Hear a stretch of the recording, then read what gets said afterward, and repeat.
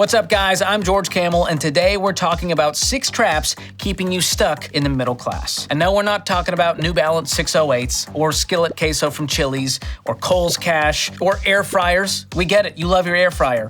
Ooh, that is so fire! Although all of those things arguably do have a chokehold on middle-income earners in America, I'm talking about the traps that the middle class thinks makes us look wealthy, but really just keeps us up to our eyeballs in debt. So let's get to these middle class money traps. But before we do, you know the drill. Give us a like and subscribe if you want to continue. I'm not going to continue with this video until you do it.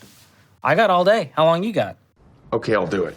That boy. I'll do it. I promise. Thank you. It wasn't that hard. So let's start with where it all begins for a lot of us, student loans. Or more importantly, waiting on the government to forgive them. Listen, I hate false hopes more than anyone. I have more faith in the McRib coming back than the government forgiving student loans. We know it's coming back, McDonald's. Who are you trying to kid?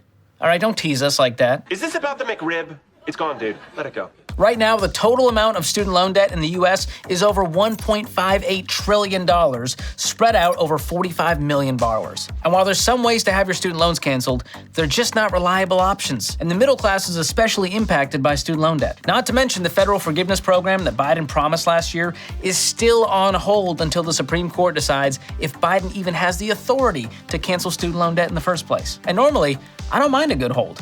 It's a chance to take a deep breath, refresh myself on some mid-2000s soft rock ballads.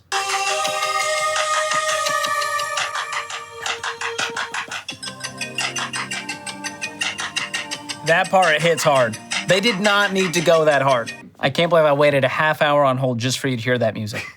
And we're looking at June of 2023 before we get any kind of update on this federal loan forgiveness, which is giving scumburger companies like SoFi plenty of time to lobby Congress against debt forgiveness. That's right. They want their money, and they need it now. It's my money, and I need it now! And in the unlikely chance it manages to pass, student loan debt won't even be completely wiped out for most of us, who have an average loan amount of $38,000. So why keep playing the will they, won't they game? Just pay them off and move on with your life. The second trap the middle class is falling into, car loans. Today, the average monthly payment for a used car is over $500. And for a new car, it's over $700.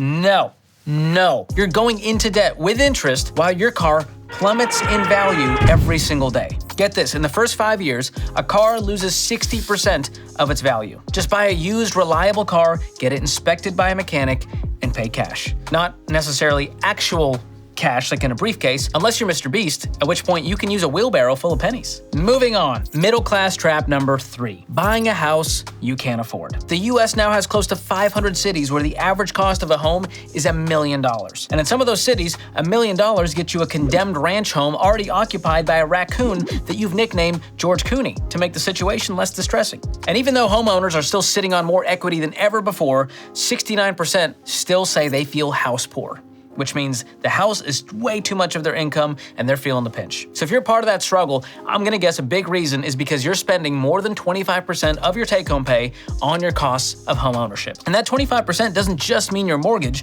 it needs to include your principal, interest, property taxes, homeowner's insurance, and HOA fees. Plus, if your down payment is lower than 20%, you're paying PMI, private mortgage insurance, which is a few extra $100 that you're throwing to the lender to protect them, not you. Oh, those are our hidden fees. That's how we get ya. To give you an idea of what 25% looks like, let's look at a take-home pay of $6,600 a month. Your monthly payment for housing should be no more than $1,650. If you make $4,000 a month after taxes, it should be closer to $1,000. You'll also want to make sure that your mortgage is a 15-year fixed-rate conventional loan. And listen, I know this sounds crazy. Most people go for the 30-year because it makes your monthly payment lower.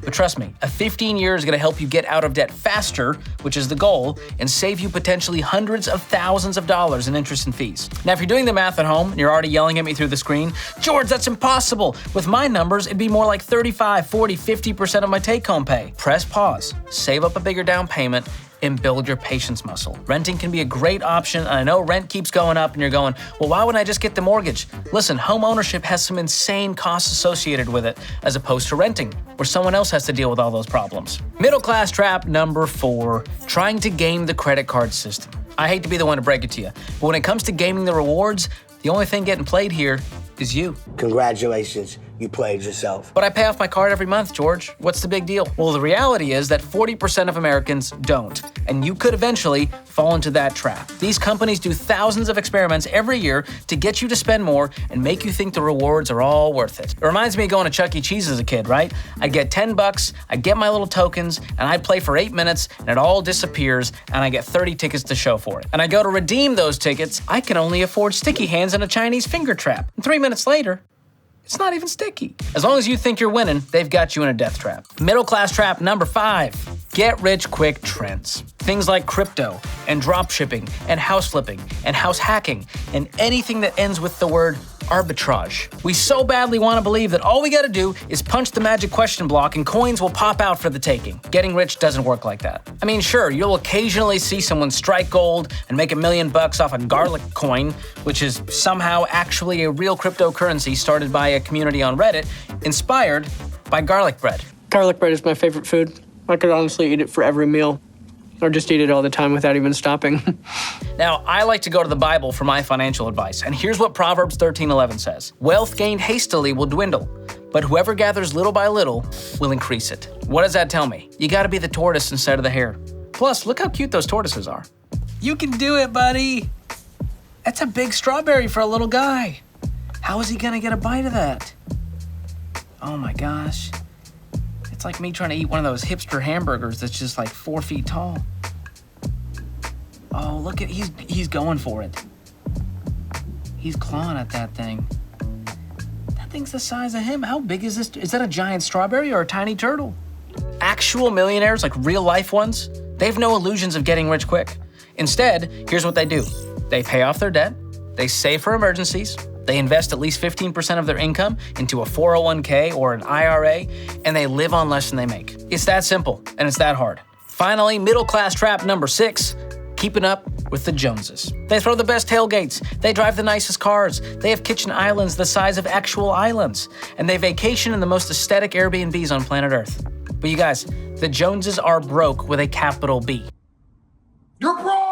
Here's the facts. 78% of Americans are living paycheck to paycheck. That means 8 out of 10 Joneses probably can't even afford the home they're living in and the car they're driving. They probably don't even have cash to cover their next emergency, which means they're turning to the credit card at 25% interest to stay afloat. People who are content with what they have actually win with money. They're willing to live on less than they make. They're willing to sacrifice their lifestyle and avoid debt. Not caring about what other people think is a superpower when it comes to wealth building. If you can get a handle on that, you can start to build real wealth. Okay, so we covered a lot here, but all you really need to remember to avoid being a sad, trapped middle-class American is to live on less than you make, see through the rewards and get-rich-quick trends, lose this I deserve mindset, and run far away from debt. That is the best way to graduate from middle class to a life of margin, options, freedom, and generosity. And despite what the news or social media or your bitter old manager from Foot Locker told you, middle-class Americans can still build wealth and become millionaires in America today. Now, if you've seen other traps the middle class is falling for, let me know in the comments. I'd love to hear them. And as always, make sure to like and subscribe to get more content like this, and hit that share button. Send it to a friend who might be middle class fancy, or maybe an enemy even. They'll know what it means. They'll know. Thanks for watching. I'll see you next time. Wow. This has 15 million views. My videos have like not that. Maybe I should eat strawberries.